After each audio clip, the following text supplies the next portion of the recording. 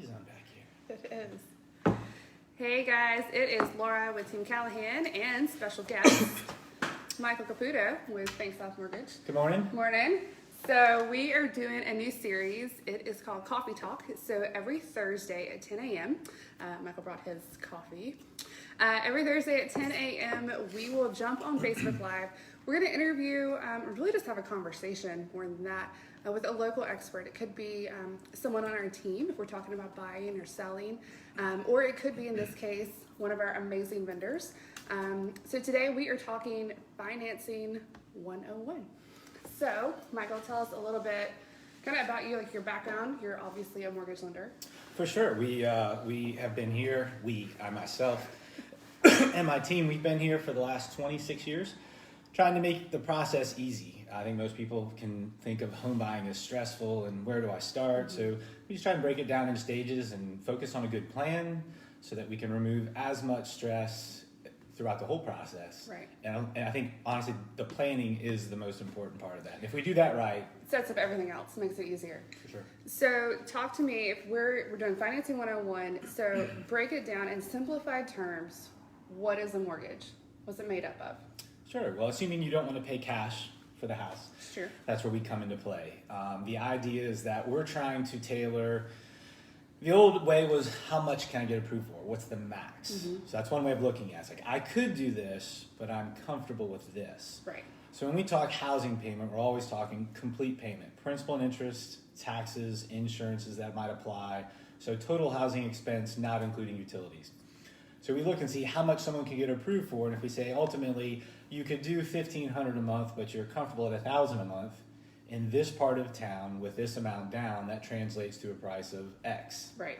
Which makes it very easy to go out there and find the house that you know you can be approved for and you know you're comfortable with. Or as we like to say, we don't want you to fall in love with a $300,000 kitchen if you want a $200,000 payment. Right. Yeah, your eyes get bigger than your stomach, right? So, or in this case, your pocketbook. Right. So speaking of payments and whatnot, so what are you looking at when you're helping me determine what my financial buying power is? What are the things that you're taking into consideration? Yeah, so there's three things we always focus on. Mm-hmm. Credit scores, debt to income ratios, mm-hmm. We'll come back to that, and then the cash needed for closing. So we talk about, is someone ready to buy, right? Some people are, and some people need a little bit of time to work on their plan. Right. So cash to close is something that's pretty easy to determine how much you're going to need the day of. Right. And those are the two numbers that most people will focus on is what's my monthly payment? And how much do I need to bring to closing? And how much cash do I need at closing? Right. Absolutely. So when we talk about debt to income ratios, how much is going out in mm-hmm. recurring bills and how much is coming in as far as monthly income that we can count? So recurring bills, thinking about like car payments, credit card bills, things student like that. Loans, things like that. Yeah, so it's all about sustainability. We want to create a house payment, or sometimes what we'll do is we'll look and say, how much are you paying a month in rent? Mm-hmm. How comfortable is that? Right. So if we're paying $1,000 a month in rent, we're going to go for a $2,000 house payment. That's a big jump. We want to talk about that payment shock and what feels comfortable. And that's sometimes where we take a bigger approach. It's not just this transaction. Mm-hmm. It's like, how long are you going to be in this house? Do you plan to move? Increases in family size, reductions in debt. So we try to take a holistic approach so we set them up for success as they move forward in life, and we're not maybe doing too much too soon. So really, you're building a whole financial strategy, both for the short term and the long term. Yeah, and I think the more that people understand their long-term plan, the less stressful today seems. Yeah. So a lot of times, especially if it's your first house, it's probably not the forever house, mm-hmm. right? So the fact that it doesn't have, all these, I would love it if, right. Okay, it's easier to say I can be happy here for a couple of years and then trade up, move on to the next one.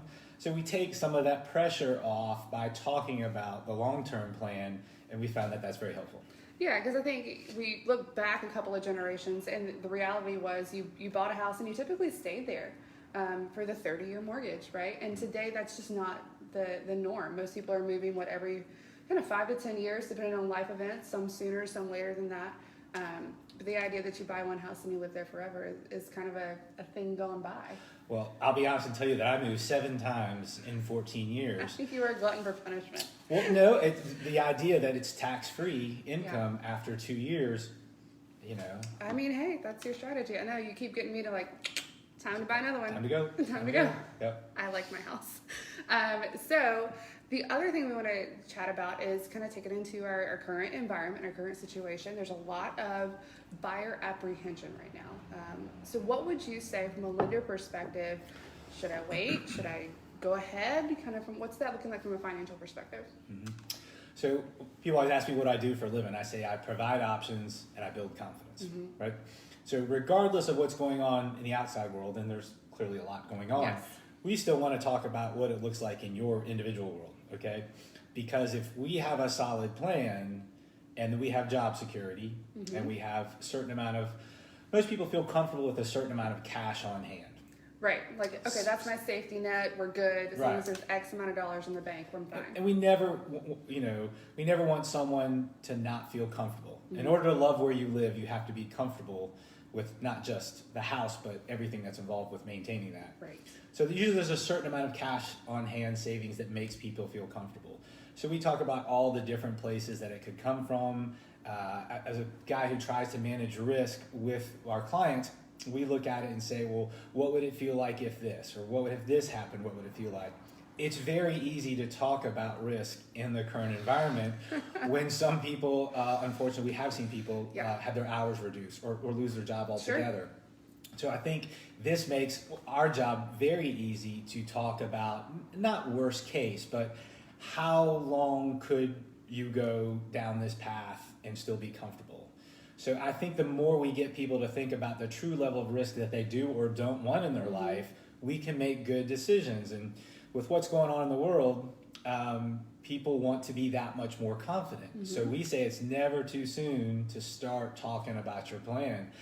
I worked with one client for 6.5 years before she was ready to buy. Good planner. Wow. You know, if everybody would call a year in advance, that my gosh, it would make our lives so much easier. I would have less gray hair.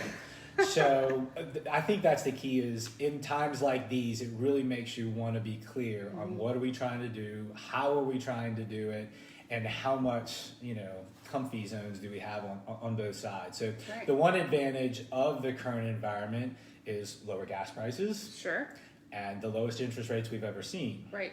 So we always say that a 1% drop in rates increases your purchasing power by 10%, or it decreases the same price home by 10%. So let's do a math problem, right? Let's say that I'm looking at a $200,000 home, a nice round number. That interest rate, let's say it bumps up 1%, I'm now looking at a $180,000 price range, which is a big deal. It's a big difference. And then vice versa. So it fluctuates your buying power and the type of home that you can get. It might put you in a neighborhood or out of a certain neighborhood. Sure. And I think the key there is just because rates are low doesn't mean we rush out and buy. Right. It has to be the right time for you. Yeah. And so if rates are low, we might rush out and have a conversation with a great local lender who could help with a plan. But because we always say prices and rates will be where they are when you're ready. So if we can talk about what it takes for you to be ready, someone might already be there. It might take a little bit more time, but we can probably get there quicker with a solid plan. With no cost or obligation, we like to invest in helping people feel like they're going in the right direction. Right. Because from a real estate perspective, there's no way to really time the market, right? No one has the magic 8-ball and says this is exactly what's going to happen and when. So we just make the best decisions for each individual, Yeah. So. Timing any market, stock markets, housing markets. Forget it. That's tough. I think you want to find a house.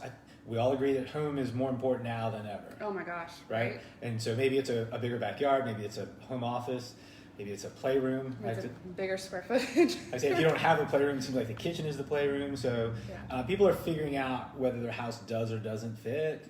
And so again, the current environment makes it easy to talk about home because people are spending so much time there. Yeah, exactly. So interest rates, guys, they are historically low. And the great thing about that is that you can do, I believe you have the option, Michael, and most lenders do as well, to kind of lock and shop, right? So if now is the right time and it is a great interest rate, you have the ability to kind of lock in on that rate and kind of put it on hold, if you will. Sure. Some people, pressure is never good when making decisions. So one of the things that we can do is, yes, we can lock in an interest rate while you're out there shopping for the perfect home. So you don't have to worry about that.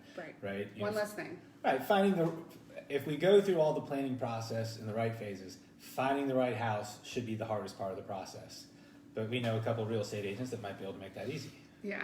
But, Awesome. Well, anything else that you think is important for us to know or to share about kind of financing 101, like the foundational level of financing? I would say that uncertainty is not your friend. There's no bad questions. And sometimes, it's like, well, hey, I hate to bother you, but that's all we do is ask questions because we provide options and build confidence. And it doesn't cost anything to the consumer to talk to you, right? To ask No, the question. that investment of time is, and that's why most people don't move forward because they're not sure. So not knowing, it can be very paralyzing. It's like, hey, I've been renting here for 7 years. What was holding you back? I didn't know what the first step was. Right. So I think the first step is to figure out where you are and what needs to be done so we can say, hey, this is a 6 month, this is a 12 month, or honestly, you're good to go right now. Right. So I think fear of the unknown, that's what we like to spend our time doing, is eliminating fear and eliminating the unknown, because it's awesome when someone's confident, it's the right price point, they find the perfect house, and you're off to the races. Then it's the fun part. You go shopping. And it's good moving weather. So. It is good moving weather. It's not too hot yet. Not yet. Not yet. Awesome. Well, thanks for coming to our first coffee talk. Oh, hey, You're yeah, like I the appreciate first it. special guest. So It's nice to get out of the house. right, exactly. So guys, we will link up in the comments to this video. We'll put all the contact information for everyone in case you have additional questions. We are here to help. And then stay tuned next week, next Thursday at 10 a.m. for our next coffee talk. We look forward to seeing you. Have a great weekend. Bye.